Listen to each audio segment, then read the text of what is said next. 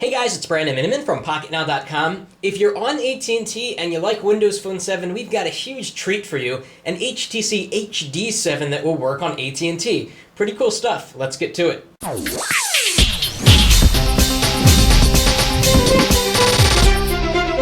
Now what we really have here is a version of the HD7 which has the proper bands to do AT&T 3G. It happens to be the Bell Canada version of the HD7, and unless you know a friend that lives in Canada, you're going to have to buy this thing unlocked and it's going to be expensive. For the privilege of having a phone on AT&T that really wasn't intended to be on AT&T, it's going to cost you about $700. We know that's very expensive, and we wanted to show you and give you the opportunity to see what it would be like to have an HD7 on AT&T. Anyhow, they're now shipping at Negri Electronics, and a big thanks to our friends there for sending us an HD7. Now, we already reviewed the HD7, which is on T-Mobile, of course, at the subsidized price, so we're not going to cover this too much in depth. We're going to talk about the performance on AT&T and just some overall thoughts.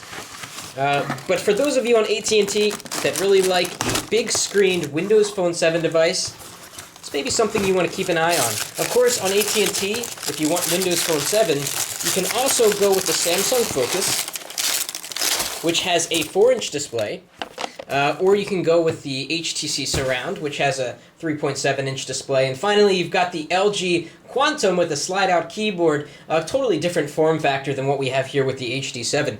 So if we go around to the side of the box, we can see right off the bat, UMTS 850 1900. Those are the AT&T bands, and so thus this phone will do AT&T in the US. So let's take off this film. Let's just look at it, get some first impressions. Again, we've already covered this phone on Pocketnow, so we're not going to cover it in depth. Just talk about how it specifically works on AT&T, and our guess is that it'll work very well, because all you need is those bands to match up. So got to cut this open here. All right, there we go, and let's slide it out here. Beautiful device with a large commanding screen on the front. Let's just kind of knock this out and put it to the side. And inside, should come as no surprise what we get at this point. Stereo headset, USB cable, a little bit of information about Windows Phone 7, of course. Nice full-color guide that shows you how to get started there. And we'll put this over to the side. Let's look at the HD7. Again, this is going to be the same model that you're going to get on T-Mobile, except that, of course, it doesn't have T-Mobile branding. If we go over to the back, we have this beautiful kickstand. It's a very, very thin device. In fact, it's almost as thin as the HTC HD7, both of which have, of course, 4.3-inch displays, 800 by 480 resolution. Both are remarkably thin.